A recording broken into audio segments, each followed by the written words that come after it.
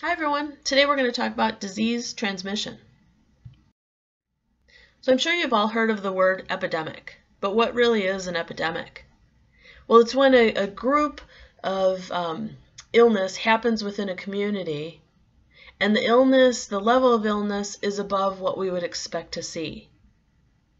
So if this happens throughout the world, we call it a pandemic. But one of the confusing points within disease is that for some diseases, they're always present within a community. So for example, we will never get to 0 people within our community have colds. There's always a few people who have a cold. And what we call that is endemic. Cold is endemic to our community. And so we might see slight fluctuations up and down. But then once perhaps the fall or even the winter hits, all of a sudden there's a huge spike above what we would normally see. At that point, we call it an epidemic.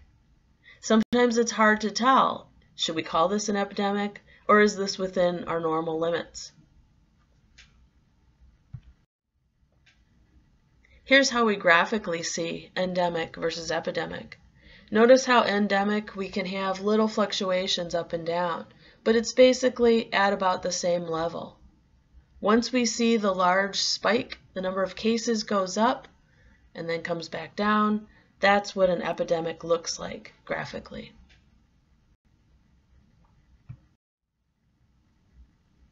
If we want to look geographically, letter A is what an endemic disease looks like. So there's cases here and there. They aren't clustered. They're all throughout. This is looking worldwide, but this can be within a community as well. And so it's just a low-level disease that kind of progresses along in time, never really going much higher or much lower until an epidemic hits. And so when we look at letter B, which is the blue, we see that the cases are clustered, and there's a lot in certain areas. And so these spikes, especially geographically speaking, leads us to believe that there's an epidemic in that area. And then if it happens worldwide, again, the pink, or letter C, that's when we call it pandemic.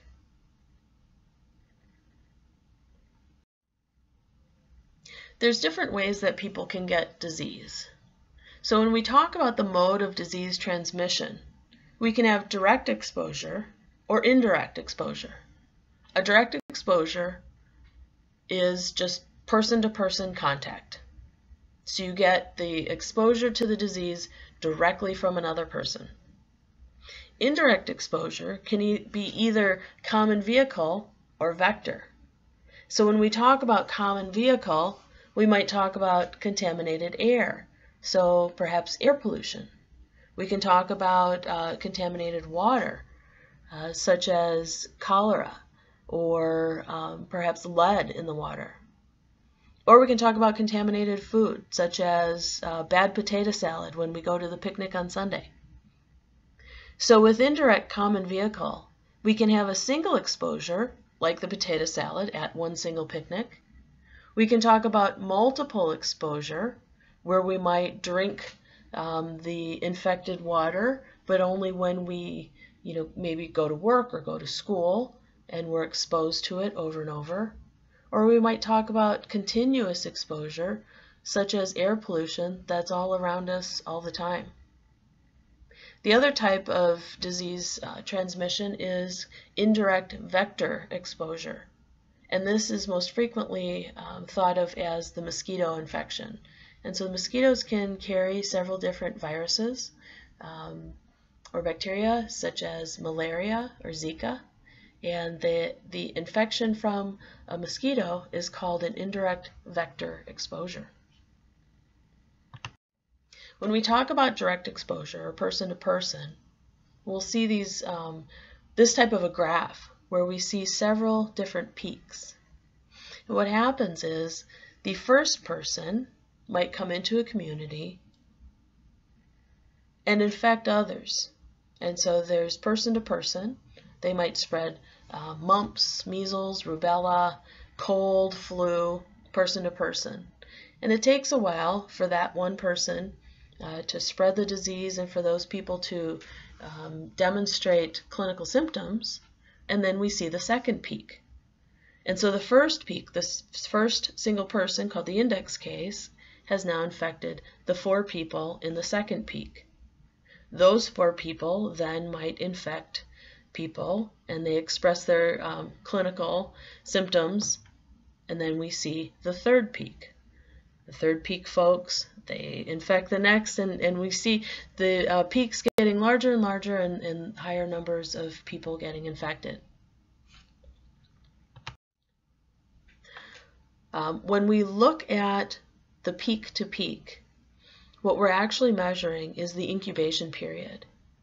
So incubation period is from the time of infection to the time of expression of clinical illness.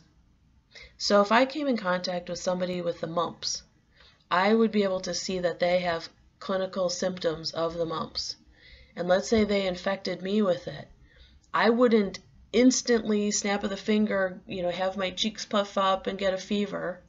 It takes several days for that bug to incubate within me to the point of where I express clinical symptoms.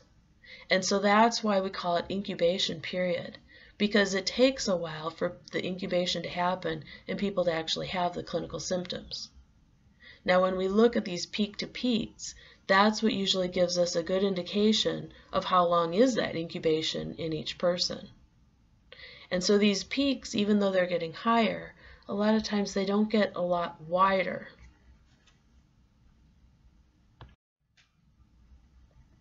For example, when we look at this case of the measles, we see an index case came into the community at about April 4th. That index case then infected others, and those people expressed clinically their measles, sometimes on average about April 20th. And so we can see that from the 4th to the 20th is approximately how long it took for the incubation period of that group of individuals. That group of individuals that are clustered around April 20th then infects the next group, and we see them expressing clinical symptoms about May 2nd.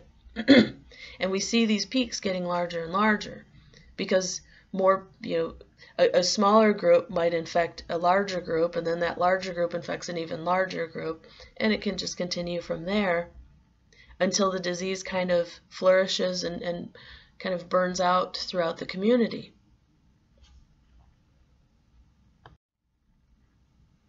So again, when we look at people who have an infection that is being spread from person to person, it's also called propagated, we see these peaks that are kind of, they can start out rather low and wide. And it's because sometimes when people are infected, they get sick right away, they express their clinical symptoms. Other people, it may take several days before they actually express their clinical symptoms. And so these peaks might be low and wide based on how long the incubation period generally is. If there's a range of days, it will be an even wider type peak. But there's also another type of exposure, which is the common source, the single exposure, such as food poisoning. And so when people eat a, let's say the bad potato salad, everybody who ate the potato salad, or nearly everybody, gets sick all at once, and then it's over, and then that's it. So with the common source epidemic, such as with food poisoning, all we see is just one single peak, and it spikes way up, and then it drops right off, and then that's it. So that's the whole epidemic.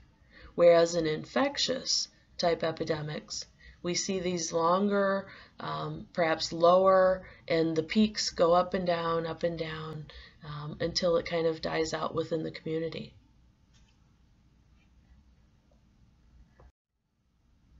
So the way that we measure these types of peaks is called an attack rate. With the attack rate, we're looking at the number of people with the illness divided by the total number of people who are at risk.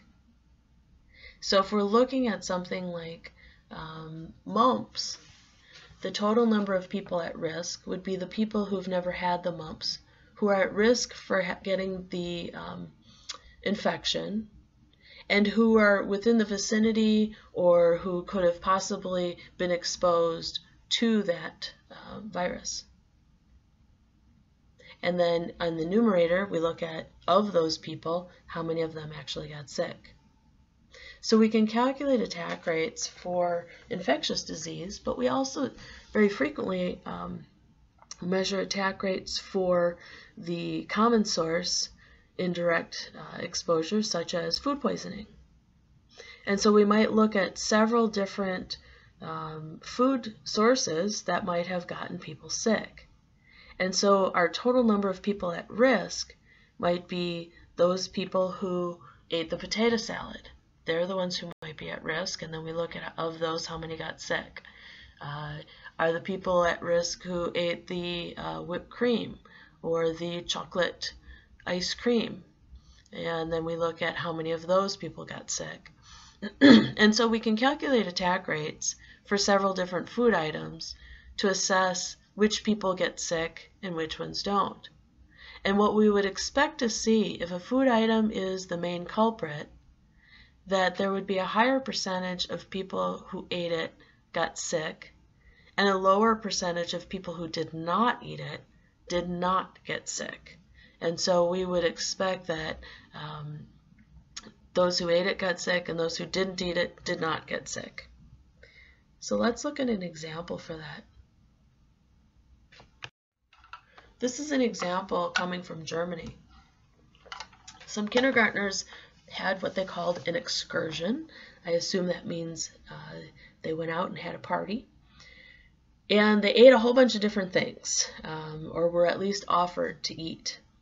And what we see in this upper right-hand corner is they ate the food where the arrow is, and this is a time sequence in hours. They ate in the morning, and then when we see this spike go up, this is the number of people who got sick. The light blue are the kids who got sick, and the dark blue are the adults. So what we see is that within hours, there were many, many kids who got sick, and it peaks, and then it drops right off. And that's what, it's very common to have that happen with food source or foodborne type illnesses. So what the researchers do then is they ask the kids, did you eat this food or that, based on what was on the menu? So in this case, did you eat the rice pudding? Yes or no? Did you drink cocoa? Did you have whipped cream on your cocoa? Did you eat the gingerbread? So when we look at the rice pudding, when we look at those who did eat it, yes, there were 129 kids, or people, I should say, 129 people who ate the rice pudding, and of those, 46 got sick, which had an attack rate of 36%. When we look at the people who did not eat the rice pudding, there were 24. 0 got sick, so we had an attack rate of 0. Okay, so already this is looking kind of suspicious. When we move to the cocoa drink, of the 124 who had cocoa, 37 got sick. So we have an attack rate of 30, which isn't that much different from the 36 who had the rice pudding. But when we look at those who did not have cocoa, there were 23. 7 of them got sick, which has an attack rate of 30% also. And so what that's showing is that whether you drank cocoa or not, your chances of getting sick are the same, which means it probably wasn't the cocoa. If we move on to whipped cream, we see an attack rate of 23%. If you ate whipped cream, 23% of the people who ate whipped cream did get sick. And of those who did not have the whipped cream, 29% got sick. So again, this probably was not the culprit. And with the gingerbread, when we look at those who ate the gingerbread, 9% got sick. And those who did not eat the gingerbread, 32% got sick. And so that certainly couldn't be it. And so really what did cause the outbreak of stomach problems was the rice pudding. So one last concept that I have to bring up is called herd immunity. With herd immunity, we see a herd of zebras here. People within the herd, if they are all immunized, or a great number of them, it's hard for the disease to actually move through the herd because there's so many different individuals that are immunized. So it looks like this. Within the first graph, the blue people are not immunized and healthy, and the red people are not immunized and are sick and contagious. And so the red people infect the blue people, and so when we go across to the right, we see that lots of people get infected. In the second graph, we see that some people got immunized, which slows the contraction of the disease throughout the herd, but still we have a lot of people not immunized, and therefore still a lot of people get sick. But when we have at the bottom graph a lot of people who are immunized, even if we have some people who are not, it's very hard for that disease to spread throughout the community because so many people do not acquire the disease because they're immunized to it. So please let me know if you have any questions about these concepts. Thank you.